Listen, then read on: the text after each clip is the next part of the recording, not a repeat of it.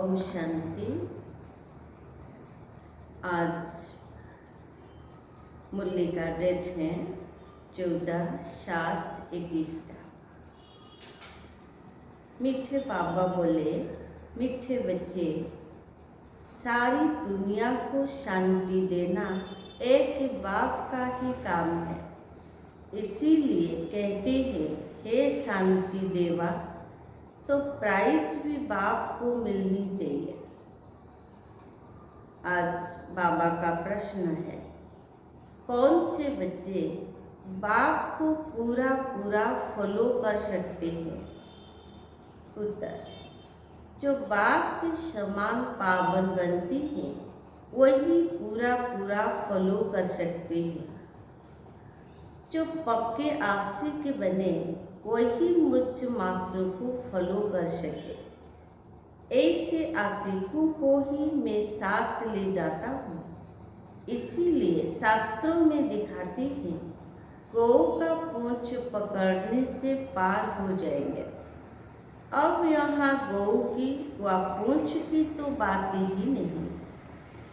गीत तो प्यार का सागर है। ओम शांति। बाप दादा दोनों है ना। अब यह तो बच्चे जानते हैं कि आत्माओं का बाप शिव बाबा है। यह भी तुम जानते हो कि मैं पतित पावन हूँ, मैं निराकार भी हूँ।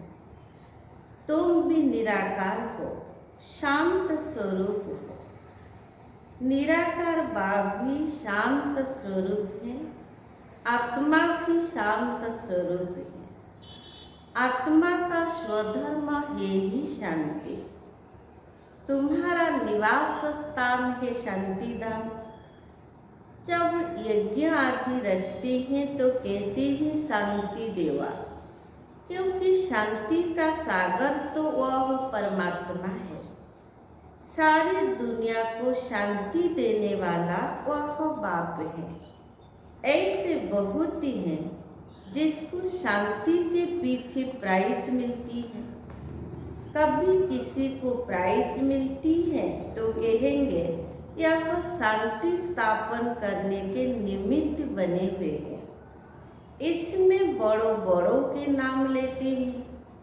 अब शांति तो चाहिए सारी दुनिया में, नहीं तो अशांति में रहने वाले औरों को भी अशांत करेंगे। यह है ही रावण राज्य। रावण दुश्मन है ना। रावण को बाबा कहते हैं रावण दुश्मन है ना। राम को दुश्मन नहीं कहेंगे। राम की कभी एफिजी नहीं जलाएंगे, न त्रेता वाले राम की, न परम पिता परमात्मा की। राम राज्य तो सब चाहते हैं, परंतु राम राज्य किसको कहा जाता है यह भी कोई नहीं जानते। सिर्फ कहते हैं नई दुनिया को नई दिल्ली में राम राज्य हो। नई दिल्ली कहते हैं, नाम तो बहुत रखे जाते हैं। दिल्ली सबकी कैपिटल रहती है। दिल्ली ही परिस्थान था।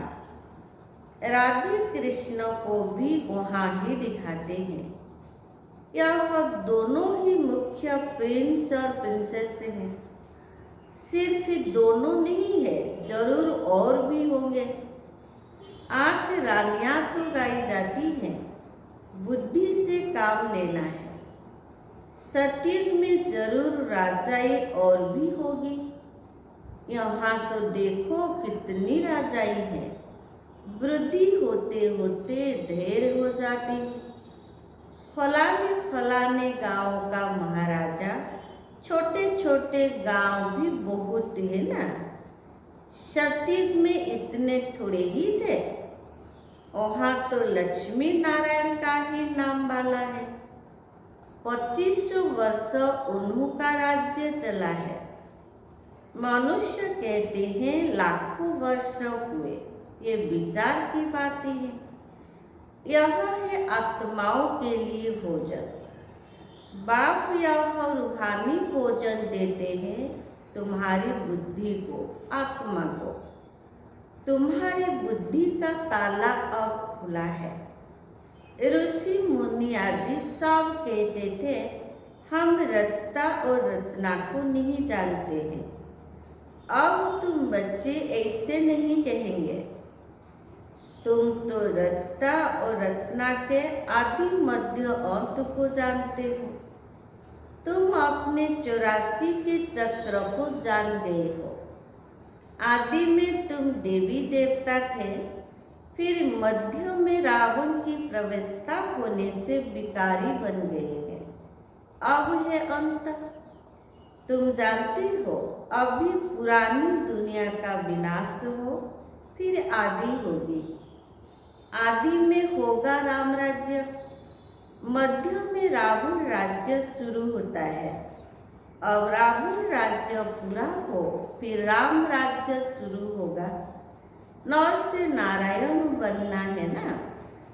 यह है सत्य नारायण की कथा। तुम जानती हो सर्वशास्त्रमयी शिरोमणि श्रीमद् गीता है। श्रीमद् मिलती है श्रेष्ठ बनने के लिए।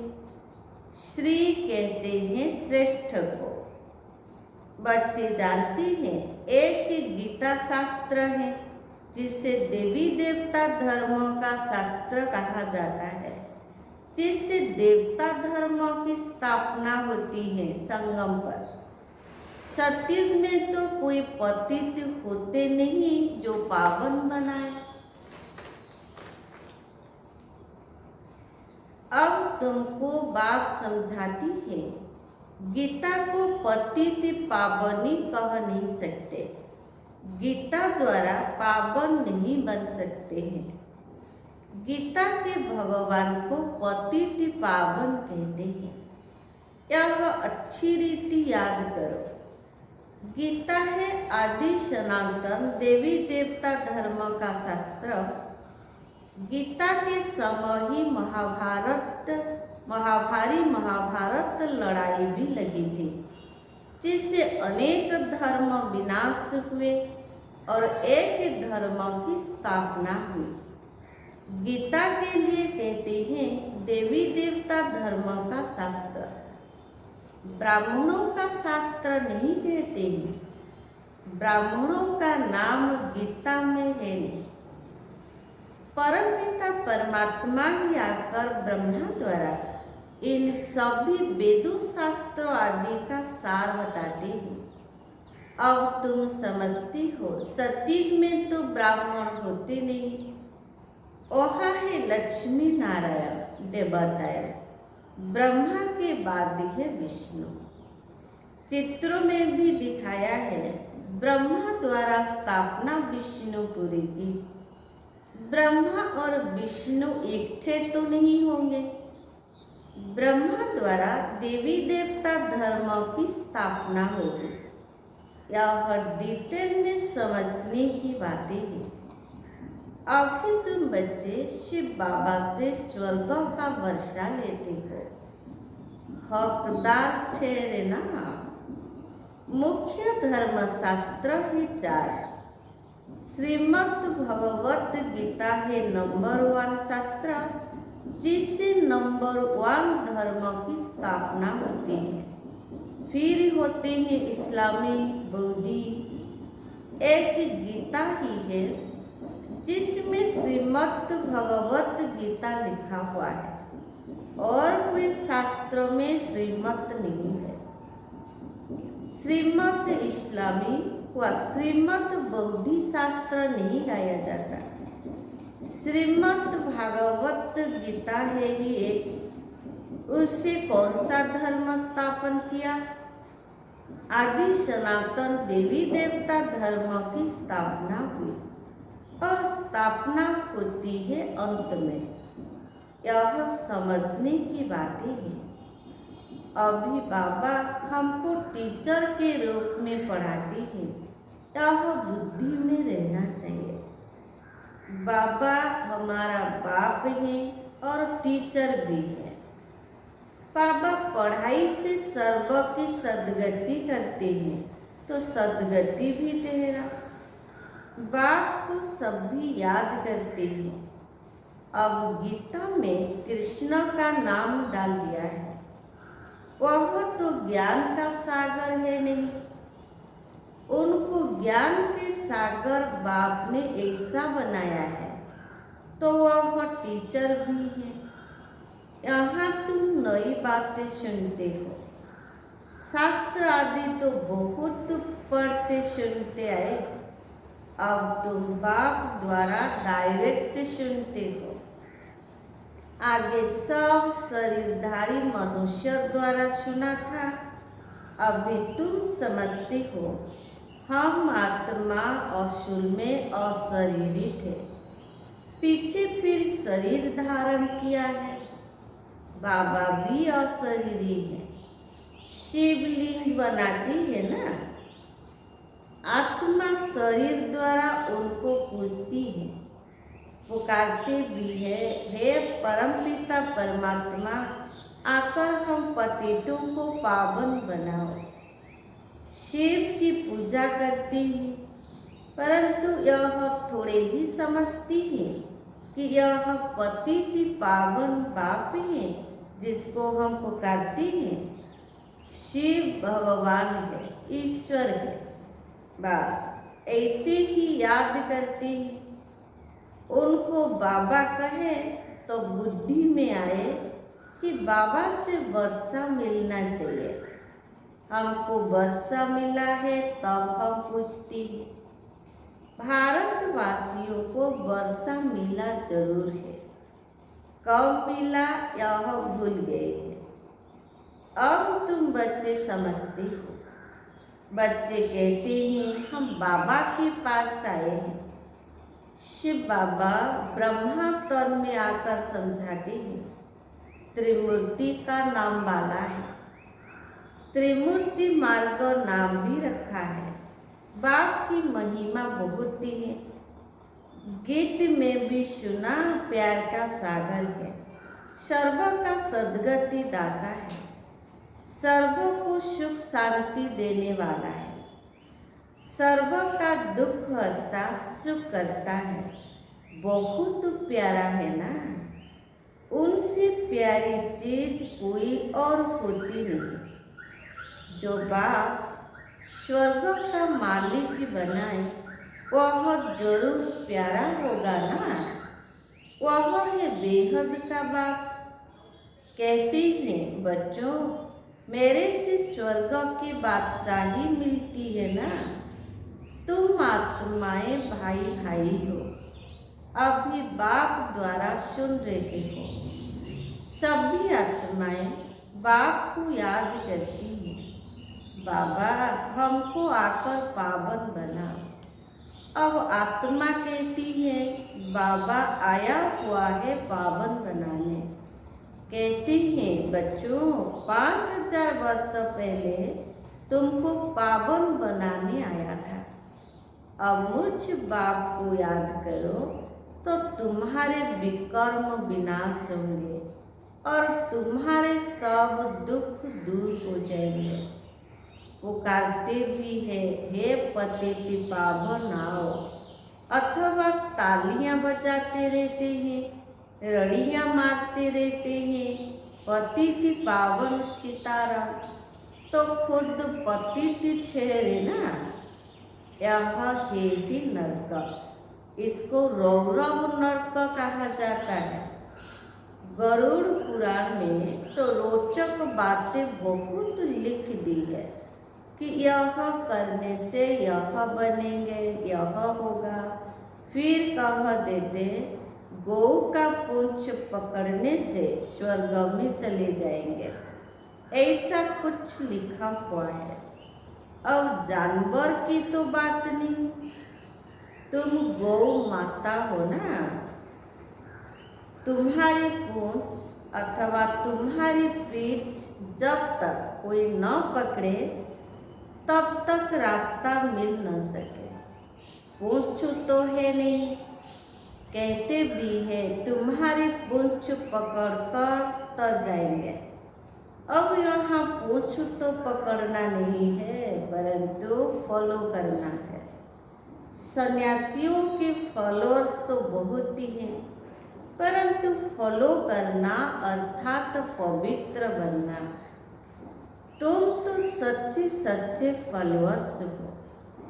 शिव बाबा कहते हैं मैं आया हूँ तुम सबको वापिस ले जाने। तुम मुझे याद करो तो तुम्हारे पाप भस्म हो जाएंगे। पावन बनने बगैर फॉलो कर नहीं सकेंगे। शिव बाबा को पूरा फॉलो करना है। तुम यहाँ बैठे हो फॉलो करने के लिए। भक्ति मार्ग में भी मुझे याद करते आए हो। तुम जानते हो आत्माएं आशिक हैं, परमात्मा मासूक है। आत्माएं उनको याद करती हैं और वह आए हैं लेने के लिए। कहते हैं मुझे फॉलो करो तो तुम्हारे को साथ ले जाऊंगा। कैसे फॉलो करो वह भी समझाते हैं। मैं हूँ पावन, तुम हो पतित। तो जरूर पावन बनना पड़े, जरूर फॉलो करना पड़े। भिखारी तो फॉलो कर न सके। फॉलो करने के लिए मेरी समान पवित्र बनो। क्या मैं पतितों को अपने साथ शांति धाम में ले जाऊंगा?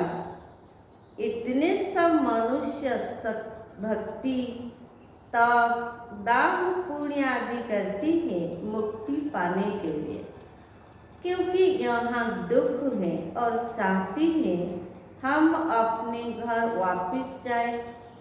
बाप कहते हैं पवित्र जरूर बनना पड़ेगा। मैं पावन हूँ तब तो तुमको पावन बनाता हूँ। आऊंगा भी ब्रह्मा के तन में। मैं रचता हूँ, मैं इस ब्रह्मा के तन में आता हूँ। दिखाते भी है ब्रह्मा द्वारा बाप देवी देवता धर्म की स्थापना करते हैं। तुम बिके हो ना, अब जानते हो शिव बाबा को फॉलो करना है।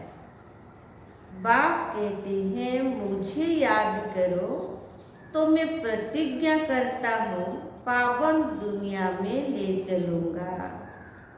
और कोई उपाय है नहीं। कहते हैं पतित पावन, या तो दृष्टि ऊपर जाती है या तो पानी के तरफ देखते हैं। गंगा तो पतित पावनी है नहीं, यह तो सागर से निकली हुई नदियाँ हैं। अब पूछूं तो तुम्हारा पकड़ना चाहिए। बाप कहते हैं तुमको पावन बनना है, मेरे को फॉलो करना है, तब ही साथ चल सकेंगे। बाप कहती हैं तुम मेरे साथ रहने वाले थे, अब 84 का चक्र लगाए पतित बने हो। अब फिर मेरे को याद करो तो पावन बनेंगे। सन्यासी भी गृहस्थी को कहते हैं फॉलो करना है तो घर बार छोड़ो। बाप कहते हैं मैं परम धाम में रहता हूँ, तुम भी चलेंगे या यहाँ ही विश्व सागर में रहना अच्छा लगता है? तुम तो पुकारते आए हो हे पतित पावन आओ। अब बाप आए हैं साथ ले जाते हैं। कल्प कल्प आकर तुमको साथ ले जाता हूँ। फिर सतयुग में तुम बहुत सुखी रहते हो। यह लक्ष्मी नारायण स्वर्ग के मालिक थे ना, इन्हों को इतना सुख देने वाला कौन? Heavenly godfather. बाप याद दिलाती हैं तुम हमारी जयंती मनाते हो। परमपिता परमात्मा की जयंती सभी भारतवासी मनाते हैं। हमारा यह बर्थ प्लेस है। क्रिश्चियन थोड़े ही मानेंगे, वह तो क्राइस्ट को मानेंगे। शिव जयंती भारतवासी मनाते हैं। यह सर्व के पतित पावन बाप का वार्षिक है। बाप सबको सुख देने वाला है, सर्व को लिबरेट करने वाला है। तो भारत कितना उचित है। बाप जानती हैं ड्रामा अनुसार जब हमारे बच्चे बहुत दुखी हो जाते हैं तब मैं आता हूँ वर्षा देने। बाप ही ज्ञान का सागर, सुख का सागर बच्चों को वर्षा दे रहे हैं। कहते हैं मुझे फॉलो करो। यह जानते हो हम आत्मा विकारी हैं, इसीलिए शरीर भी विकारी ही है। सटीक में आत्मा पवित्र है तो शरीर भी पवित्र मिलता है। अब बाप कहते हैं बच्चे पावन बनो। याद से ही तमो प्रधान से सतो प्रधान बनेंगे। अच्छा, मीठे मीठे सिक्की लड्डे बच्चों प्रति माता पिता बाप दादा का याद प्यार और गुड मॉर्निंग। रूहानी बाप की रूहानी बच्चों को नमस्ते। हम रूहानी बच्चों की रूहानी बाप दादा को याद प्यार और गुड मॉर्निंग। नमस्ते नमस्ते नमस्ते। धारणा के लिए मुख्य सार फर्स्ट पॉइंट। बाप से स्वर्ग का वर्षा लेने के लिए मैं आत्मा भाई भाई हूँ, यह पक्का करना है। बहुत प्यार से रहना है। जैसे बाप प्यारे से प्यारा है ऐसे प्यारा बनना है। सेकंड पॉइंट, बाप समान पावन बनकर बाप को पूरा पूरा फॉलो करना है। बाप के साथ वापिस घर शांति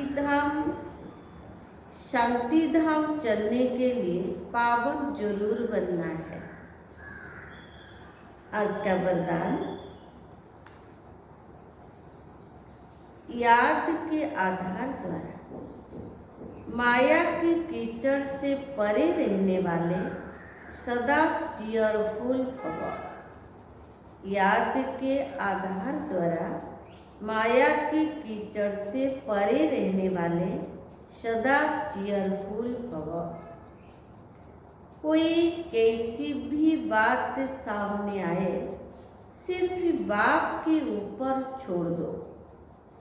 जिगर से कहो बाबा तो बात खत्म हो जाएगी। यह बाबा शब्द दिल से कहना ही जादू है। माया पहले पहले बाप को ही भुलाती है, इसीलिए सिर्फ इस बात पर अटेंशन दो तो कमल पुष्प के समान अपने को अनुभव करेंगे। याद के आधार पर माया की समस्याओं की कीचड़ से सदा परे रहेंगे। कभी किसी भी बात में हलचल में नहीं आएंगे। सदा एक ही मूड होगी, चीयरफुल। आज का स्लोगन, पवित्रता की धारणा व धर्म को जीवन में लाने वाली ही महान आत्मा है। पवित्रता की धारणा व धर्म को जीवन में लाने वाली ही महान आत्मा है। ओम शांति।